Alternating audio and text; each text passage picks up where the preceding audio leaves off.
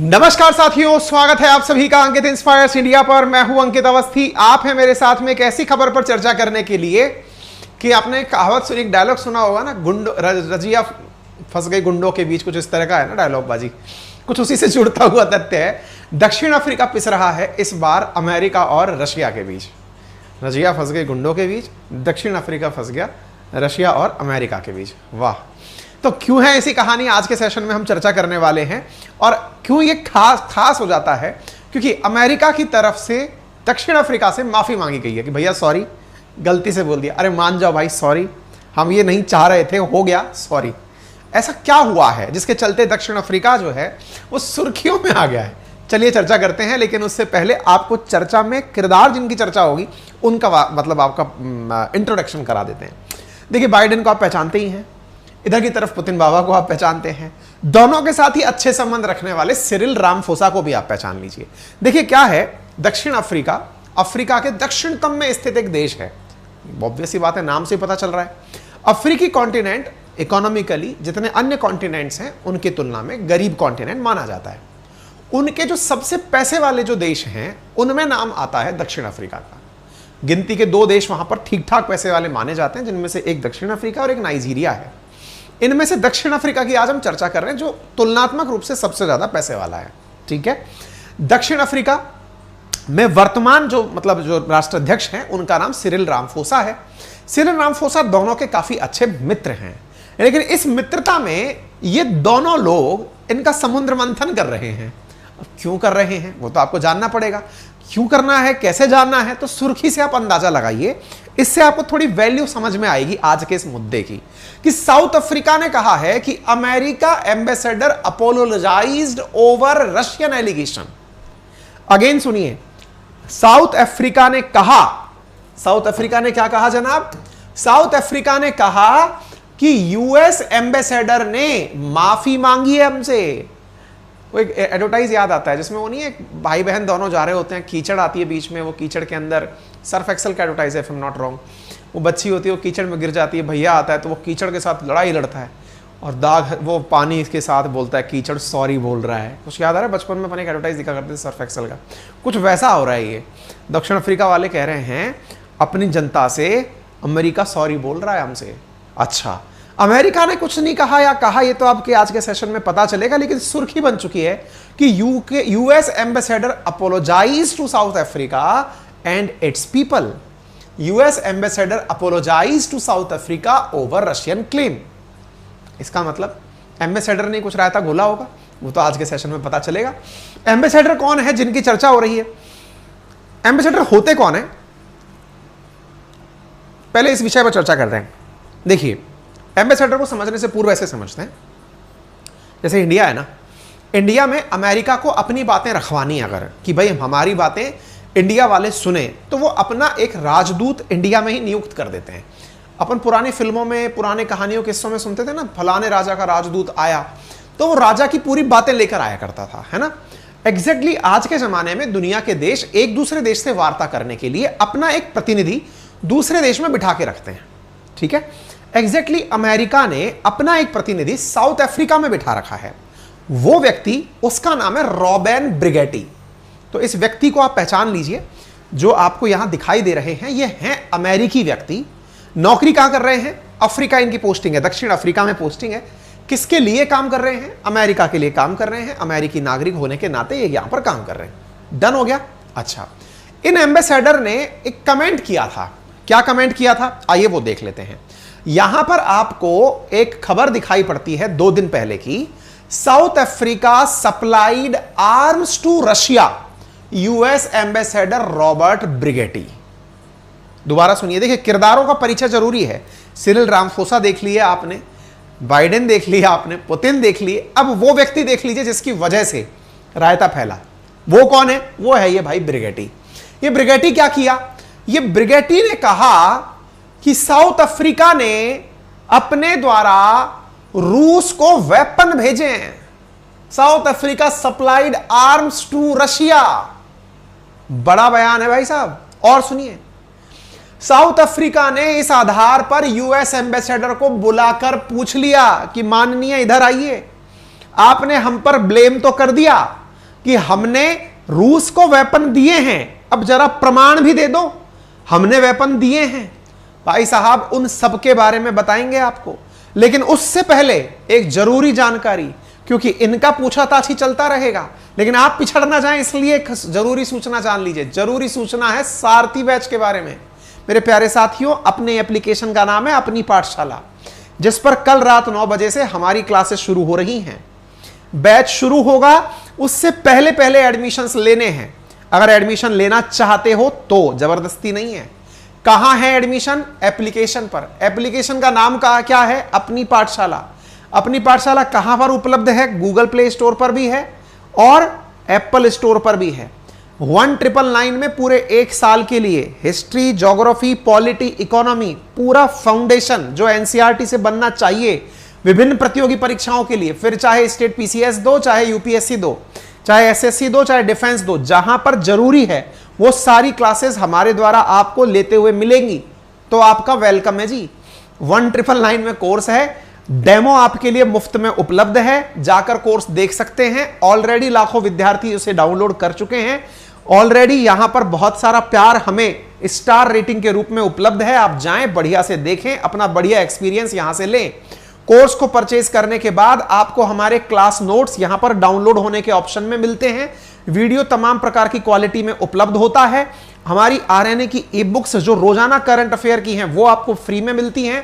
साथ में ही आपको मॉक टेस्ट जो वीकली होते हैं वो आपको फ्री में मिलते हैं। इन्फोग्राफिक्स के नाम पर जितने भी बड़े इंटरनेशनल ऑर्गेनाइजेशन हैं उनका फ्री में इन्फोग्राफिक उपलब्ध है। 6 से लेकर 12 तक की एनसीईआरटी की बुक्स आपको हिंदी और इंग्लिश में यहां पर डाउनलोड करने के लिए उपलब्ध हैं। हमसे कनेक्ट करने के लिए सोशल मीडिया के लिंक भी यहीं पर उपलब्ध हैं। डायरेक्ट कनेक्ट करने के लिए कॉन्टैक्ट नंबर भी यहां पर उपलब्ध हैं। कमेंट बॉक्स में पिन कर रखा है अपनी पाठशाला का एप्लीकेशन। सारथी बैच में एडमिशन लेने से पहले, मतलब क्लास शुरू होने से पहले, अगर आप चाहते हैं तो एडमिशन ले लें। चलिए कहानी को बताते हैं। साउथ अफ्रीका में मौजूद जो अमेरिकी एम्बेसडर रूबेन ब्रेगेटी हैं, वो वहां की सरकार से बिना शर्त माफी मांग चुके हैं कि सर कोई बात नहीं, गलती होगी मुझसे। क्या गलती हो गई भाई आपसे? बोले सर मैंने क्लेम किया था। क्या क्लेम किया था? कि पिछले साल 6 से लेके 8 दिसंबर के बीच केप टाउन में एक रूसी जहाज पर हथियार और बारूद लोड किए थे। ये जरा तस्वीरें देखिए आप। एक रूसी जहाज है और उस रूसी जहाज पर अफ्रीका वालों ने 6 से 8 दिसंबर के बीच में केप टाउन में, बिल्कुल नीचे के नीचे, केप ऑफ गुड होप के पास में, वहां पर बोले आप लोगों ने एक रूसी जहाज पर वेपन और बारूद अपलोड किए थे, डलवाए थे। ये ब्रिगेटी है, लास्ट ईयर के क्लेम लेकर आ रहा है, बड़े कॉन्फिडेंस से कह रहा है कि मैं श्योर हूं रूसी जहाज पर अफ्रीका वालों ने बारूद और वेपन भेजे थे। अंग्रेजी में कह रहा है कि वी आर वेरी कॉन्फिडेंट। अच्छा साहब, आप बड़े कॉन्फिडेंट हैं, आप बड़े कॉन्फिडेंट हैं। इनका कॉन्फिडेंस इतना भारी पड़ गया कि अफ्रीका में बवाल हो गया। अफ्रीका में बवाल यानी साउथ अफ्रीका में बवाल हो गया इस बात को लेकर के कि महाराज यदि ये अमेरिका बोल रहा है कि हम लोग रूस को वेपन दे रहे हैं तो हमें तो पता हो, संसद के सदस्यों को तो पता हो कि हम वेपन दे रहे हैं कि नहीं दे रहे। तो भाई साहब इस आधार पर साउथ अफ्रीका की संसद के अंदर सवाल उठने शुरू हो गए और अमेरिका के खिलाफ साउथ अफ्रीका में माहौल बनना शुरू हो गया। साउथ अफ्रीका की पार्लियामेंट के अंदर सिरिल रामफोसा को खड़े करके सवाल पूछे गए। जो यहां पर जो अन्य सांसद हैं उन्होंने सिरिल रामफोसा जी से कहा कि माननीय राष्ट्रपति जी बताइए क्या यह सत्य है कि आप लोगों ने रूस को वेपन दिए हैं? जानकारी मांगी गई। रामफोसा जी ने कहा पूरी जांच चल रही है इस बात की कि अमेरिका ऐसा बेबुनियाद बयान कैसे दे दिया। बयान कैसे दे दिया इसके पीछे की तो बड़ी कहानी हो तो हम जानेंगे, लेकिन मुद्दा तो समझ ले पहले। रामफोसा जी ने अपनी तरफ से कहा कि साहब इसकी पूरी जानकारी जुटा रहे हैं, हम कोशिश कर रहे हैं। ऐसी स्थिति में फिर सरकार से रहा नहीं गया, एम्बेसडर को बुलाया, भैया इधर आ, ब्रिगेटी तुम्हारे पास बड़ा कॉन्फिडेंस है इस बात का कि हमने वहां वेपन भेजे हैं, जरा हमको रिकॉर्ड दिखाओ, क्या कॉन्फिडेंस है तुम्हारे पास भाई? हैं उड़ते हुए ब्लेम लगा दे रहे हो कि हाँ हमने देखा था कि इसने ऐसा किया है, जरा बताओ क्या है तुम्हारे पास। राष्ट्रपति कार्यालय ने बयान के बाद में जांच के आदेश दे दिए, जांच करो क्या सच है क्या गलत है। अमेरिका को बुला लिया गया।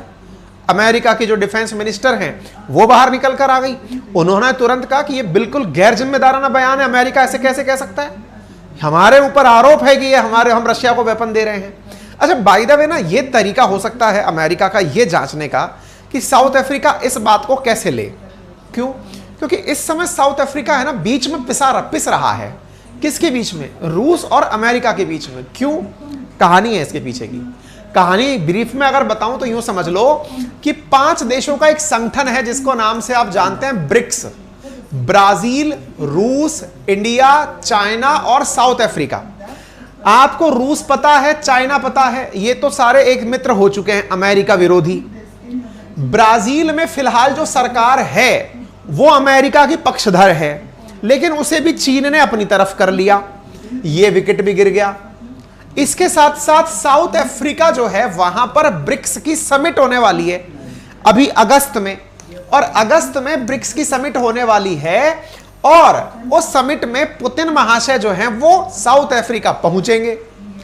साउथ अफ्रीका जो खुद है वो सिग्नेटरी है इंटरनेशनल क्रिमिनल कोर्ट का। इंटरनेशनल क्रिमिनल कोर्ट ने पुतिन के खिलाफ वारंट जारी कर रखा है कि जो हमारे सिग्नेटरी हैं अगर उनके किसी भी देश में पुतिन पहुंचे तो सिग्नेटरी मेंबर उन्हें गिरफ्तार करेंगे। भाई साहब, साउथ अफ्रीका में इतनी हिम्मत कि वो गिरफ्तार कर ले पुतिन को। उसने कहा इससे अच्छा है हम आईसीसी की मेंबरशिप छोड़ देंगे, हम गिरफ्तार वगैरह नहीं कर पाएंगे। अब ये बवाल इतना फैल गया अमेरिका वालों के लिए कि ये तो 5 देश, अच्छा इंडिया का तो आपको पता ही है, इंडिया तो अपना ही राग चल रहा है। इंडिया ने तो साफ कह रखा है, देखिए ना काऊ से दोस्ती और ना काऊ से बैर, हमारे हित सर्वोपरि हैं। अमेरिका से भी हम दोस्ती रखते हैं, रूस से भी रखते हैं, फायदा हमारा होना चाहिए।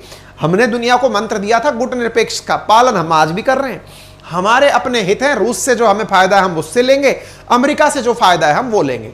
बाइडेन के जाकर के बढ़िया रोटी खा के आएंगे, लेकिन रूस के साथ सस्ता तेल भी खरीदेंगे। हम दोनों के साथ में हैं। अच्छा, मजे वैसे इन दिनों अपन सबके हो रखे हैं। ब्राजील के भी फुल आनंद चल रहे हैं, इंडिया के भी फुल आनंद चल रहे हैं, साउथ अफ्रीका के भी फुल आनंद चल रहे हैं, क्योंकि दोनों तरफ से खींचा जा रहा है हम लोगों को। रशिया, अमेरिका दोनों खींचने लग रहे हैं। अच्छा, बाय द वे, यदि ये 5 लोग एक हो गए, 5 लोग एक कैसे हो गए कि हम 5 लोग मिलकर के अब डॉलर नहीं चलाएंगे, अपनी करेंसी चलाएंगे। भाई साहब, अमेरिका को भयंकर चुनौती मिल जाएगी। कारण भाई साहब 20, 25, 40% ट्रेड जिन देशों के माध्यम से दुनिया का होता हो उनका तो बहुत बड़ा योगदान हो जाएगा। अकेला 20% से ऊपर तो चाइना ही ट्रेड कर लेता है। बाकी सबके पास 2-5% भी अगर ट्रेड मान ली जाए तो 35 से 40% की जिनकी वफादारी है मार्केट में है, अगर वो लोग एक हो गए तो अमेरिका को भाई साहब बहुत चैलेंज मिलेगा। इसलिए साउथ अफ्रीका को इमोशनली या फिर इस तरह से कि देख तू अमेरिका विरोधी मत बन जाना, वैसे उसको बेचारे को छींटे डाल डाल के चिढ़ाया जा रहा है। By the way, south Africa in दिनों रशिया के प्रति अपने प्रेम की कीमत भी अदा कर रहा है। हाल ही में उठाकर इसे FATF financial action task force द्वारा ग्रे लिस्ट में डाल दिया गया है कि तुम मनी लॉन्ड्रिंग करते हो। अच्छा, by the way, money laundering और टेरर फाइनेंसिंग जो है ना, उसमें इसको डालने की सबसे बड़ी वजह क्या होगी? यही वाला कौन सा आइडिया कि लास्ट ईयर 6 से 8 दिसंबर के बीच में तुम लोगों ने रूसी जहाज पर वेपन और बारूद भेजे थे, इस आधार पर लोग तुम्हें ग्रे लिस्ट में डाल देते हैं। 100% कुछ बैकग्राउंड में वैसा ही रहा होगा, लेकिन इन्हें बड़ा चैलेंज देखना पड़ रहा है पुतिन से प्यार का। कोई नहीं, साउथ अफ्रीका तैयार भी है कि कोई नहीं, संभल लेंगे।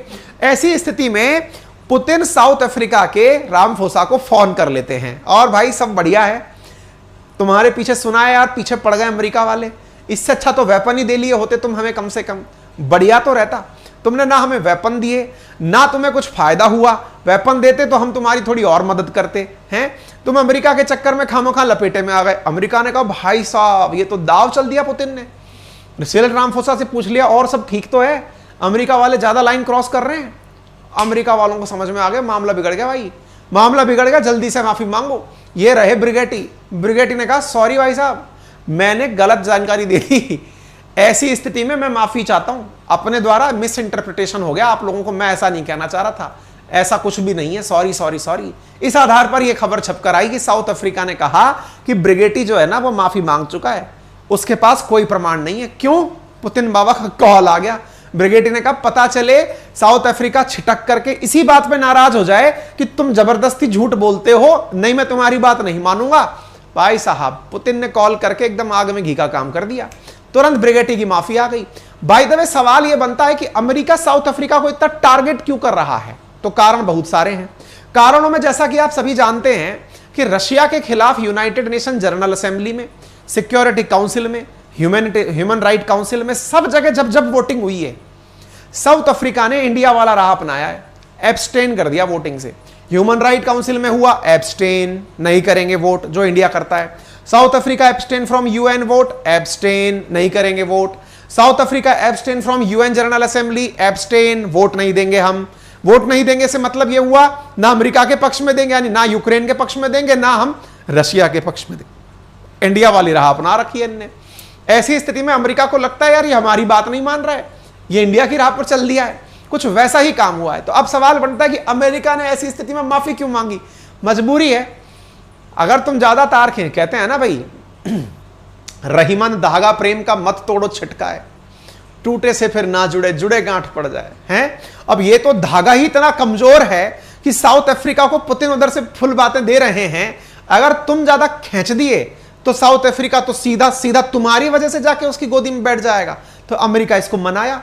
आपको मालूम होना चाहिए साउथ अफ्रीका को प्यार से ही टैकल किया जाए, यही बाइडेन की रणनीति है। कारण आपको याद होगा कि जब आईसीसी ने फैसला सुनाया था पुतिन के खिलाफ अरेस्ट वारंट का, तब हमने एक सेशन किया था कि क्या भारत आने पर गिरफ्तार हो जाएंगे पुतिन। हमने जवाब भी दिया था कि नहीं साहब, क्यों नहीं होंगे, क्योंकि भारत आईसीसी का सिग्नेटरी नहीं है।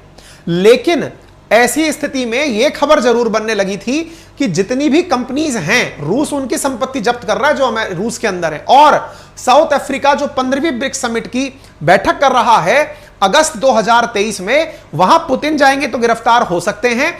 क्योंकि यूएन आईसीसी का मानना है कि साउथ अफ्रीका जरूर हमारे पक्ष में काम करेगा।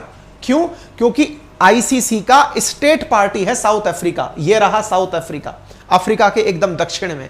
बोले ये साइन करके रखा हुआ है, आईसीसी के फैसले मानने के लिए बाध्य है। देखना होगा कि रूस के द्वारा, ये अमेरिका के द्वारा जो साउथ अफ्रीका पर लगातार इस प्रकार की टैक्टिक्स अपनाई जा रही हैं, पहले खींचकर फिर ढील देने की जो पतंग उड़ाई जा रही है, पहले खींच दो ब्रिगेडी के बयान से और फिर सॉरी मांग लो, ये बिल्कुल पतंग उड़ाते समय करते हैं। लेकिन वही बात ध्यान रखने वाली है, पतंग का धागा कब टूट जाए और वो पतंग उड़कर दुश्मन के कैटेगरी में गिर जाए, ये अमेरिका को संभालना होगा। ये रिश्ते बड़े नाजुक हैं और इनको संभालने के लिए अमेरिका को साउथ अफ्रीका के साथ हैंडल विद केयर करना पड़ेगा, फ्रगाइल आइटम है। तो ऐसी स्थिति में साउथ अफ्रीका के साथ में पहले ब्रिगेडी का बयान, दूसरा साउथ अफ्रीका को उठा के एफएटीएफ की ग्रे लिस्ट में डालना, यह दर्शाता है कि अमेरिका साउथ अफ्रीका से खुश तो नहीं है। खुश नहीं है इसका मतलब यह हुआ कि एफएटीएफ जैसी संस्था जो पाकिस्तान जैसे देशों को टेरर फाइनेंसिंग कर ग्रे लिस्ट में डालती है, वो संस्था साउथ अफ्रीका को ग्रे लिस्ट में डाल रही है। दैट मींस वो अमेरिका को, वो साउथ अफ्रीका को प्रेशराइज करने का प्रयास है कि तुम्हें पैसा नहीं देंगे हम, तुम टेरर फंडिंग कर रहे हो। आने वाला समय बताएगा कि कहीं इसकी वजह से साउथ अफ्रीका डरता है, डरकर अमेरिका की तरफ होता है, या फिर बगावती टेरर अपनाता है। फिलहाल के लिए तो ज्ञान इतना ही है। आपकी क्या राय है वो कमेंट बॉक्स में बता सकते हैं। चैनल पर नए हैं तो कृपया करके सब्सक्राइब कर लीजिए। वीडियो के राइट हैंड कॉर्नर पर सब्सक्राइब का ऑप्शन है, जिसे दबाने का कोई पैसा नहीं लगता। पुराने विद्यार्थी हैं, पुराने मित्र हैं, तो सेशन को साझा कर दें, वीडियो को लाइक कर दें, कमेंट बॉक्स में अपनी राय लिख दें। और बाकी जितने हमारे साथी हैं उनसे गुजारिश है कि इंपॉर्टेंट अनाउंसमेंट यही है कि सारथी बैच शुरू होने के बाद एडमिशंस नहीं होंगे। कल 9 बजे से पहले अगर आप में से किसी भी साथी को हमारे साथ जुड़कर अपनी नींव मजबूत करनी है, एनसीईआरटी के through history, geography, polity, economy complete करनी है, चाहे फिर यूपीएससी हो, स्टेट पीसीएस हो, किसी एग्जाम की तैयारी करनी हो, तो मात्र 1999 में पूरे 1 साल का सब्सक्रिप्शन इसी प्रकार की क्लासेस के लिए आप जाकर एनरोल कर सकते हैं, प्रॉपर डेमो देख सकते हैं। अधिक सहायता के लिए हमारी टेक्निकल टीम को 7878158888 पर कॉल 15882 पर कॉल कर सकते हैं। 9829104181 104182 104183 104185 पर कॉल कर सकते हैं। ठीक है, चलिए अपना ख्याल रखिए, धन्यवाद।